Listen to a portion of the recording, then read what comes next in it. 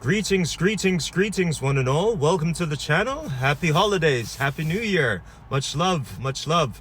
Listen, my name is Mind Power. You can call me MP if you're new to the channel. Welcome aboard. Thank you for being here. Listen, guys, the title of this video is Hoovering, What Happens After the Breakup. Okay? So, guys, I'm going to dive into this one because there's a lot of points to be covered.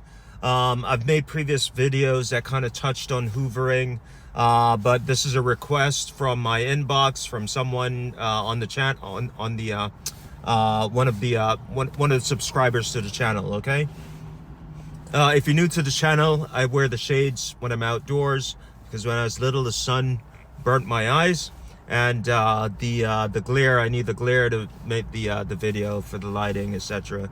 Not trying to be cool. Okay. All right, so let's crack on. So, guys, when the narcissist first met you, and this applies to everything, the first time they go to a fire station, they do a snapshot of you, right? And they idealized you, right? That makes you an internal object to the narcissist. I call it a frame of reference. From there on, once they do that snapshot, they idealize you. But not only that, they interact with you as an interject, as an internal object, right? They're not interacting with you from that moment forward as a real person. They have a script, a file for who you're supposed to be, the idealized version of you, how you're supposed to respond, how you're supposed to operate.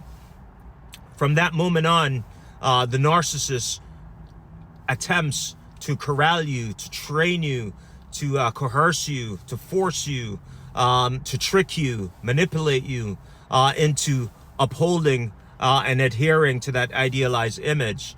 We call this the love bomb phase, right? Now, what happens when you disagree with the narcissist because you're only human and you're like, the idealized snapshot, that only applies to you. There's no reference for the narcissist. So all the rules only apply to you, right? You have to be perfect, but the narcissist can run abandoned. That also makes the narcissist an antisocial because they lack empathy, right? So there's no regulation inside of them to stop them from doing bad things, right? So what happens when you put your foot down and you say, listen, enough is enough. I don't want to go to a sex party, or I don't want to go to your mother's house again because she's rude and insulting and abusive to me. Or what if you say, I don't want you screaming at me anymore, or throwing stuff at me. The narcissist views that forces the narcissist to stop interacting with the interject, the idealized image of who you are supposed to be in their head. And so now they have to corral you and force you, right? And so you'll see them devalue you. And this is the other idealized image they have of you. So instead of you being an idealized introject, an internal person, now you're an idealized persecutory object, a person to be prosecuted, like at court, right? To be judged, to be ruled, to be reprimanded, to be punished, right? To be sentenced, right? And what they'll do then is they'll sentence you to exile, which is to discard you, right? And that's when they break up with you, right? The same idealization they have for you when they're in the love bomb phase is the same idealization they have for you. This is a new concept, guys, in the hate bomb phase, right? The hate bomb phase entails the narcissist provoking you, antagonizing you, making you reactive. We call this reactive abuse. They will come in late just to see you upset. And these are other manipulative tools they use to punish you and to force you into exile, right? The narcissist has an idealized frame of reference for the hate bomb, just as they have an idealized frame of reference for the love bomb. Inside of the hate bomb is another snapshot of how you're supposed to be, and what's going to happen to you, and what's going to happen if you don't behave inside the hate bomb. Just like there's an idealized frame of reference in the love bomb, how you're supposed to be, what you're supposed to anticipate, how you're supposed to put up with my stuff, etc., etc. It's the same idealization. One is for love, one is for hate.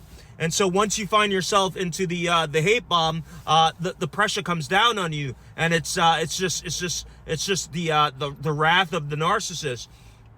And the reason this happens is because the narcissist has object constancy, meaning they can relate with the internal introject, the internal object, the internal version of you inside of their mind. That's constant. That's called object constancy, right?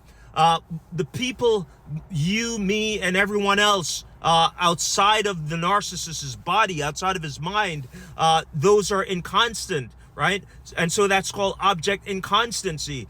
You can move, you can do whatever you want. You don't have to listen to the narcissist. And so when the narcissist interacts with object inconstancy, they wig out because they have no control of it, and they don't have an idealized reference of it. And so that's why they're always trying to force you, corral you back into behaving as they idealized you initially when they love bomb you, right?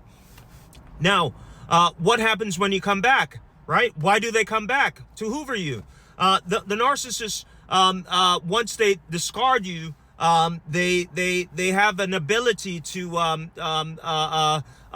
disassociate, and this is called disassociation. When the narcissist leaves you, or you leaves the narcissist, it causes narcissistic injury, and so they dissociate. Right? They're able to compartmentalize, and everything stops right there. It's like there's no continuation of the relationship.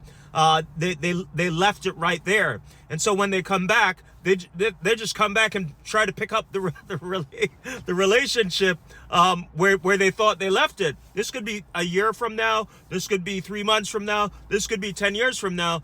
They re-idealize you, right? So they start having a fantasy with the initial love bomb. The first time they met you, they re-idealize that. You're no longer the persecutory object to be punished. You're now re-idealized. And the longer you're away from someone, you start thinking about all the good things they did for some reason and not the bad thing. And it's the same for the narcissist. They start re-idealizing you and remembering the good things about you. And all of a sudden, you're re-idealized. And that's when they come back and start trying to hoover you. So now what happens if you reject the hoover of the narcissist? Initially, the narcissist will say, oh, it was my decision to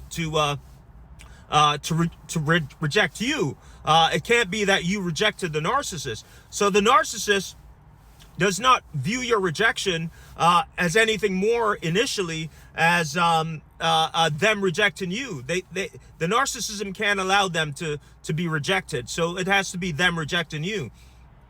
But as time goes by, they start idealizing you more and more, and that dissonance becomes more and more difficult to achieve. And so what the narcissist will end up doing is re-idealizing you even further, right? And that triggers in the narcissist all the maladaptive behaviors, because if they can't dissonance creates anxiety, right? And if they can't regulate themselves to put you back in the idealized frame of reference, what they'll start doing now is they'll start stalking you. They'll start blowing your phone up. They'll start using people to triangulate you. And initially they'll try to do the stalking and the hoovering, the stalking. They'll break restraining orders. They won't adhere to the law, stuff like that. But then after that, that's when they idealize you. They want you back, right? But then after that, they have to turn you back into a persecutory object. And so what they'll do is they'll smear you, they'll trash you, they'll triangulate you, they'll punish you. And that's why the cycle continues over and over, and there's no resolution. Also, when the narcissist comes back for the second time, that's a second fantasy, right?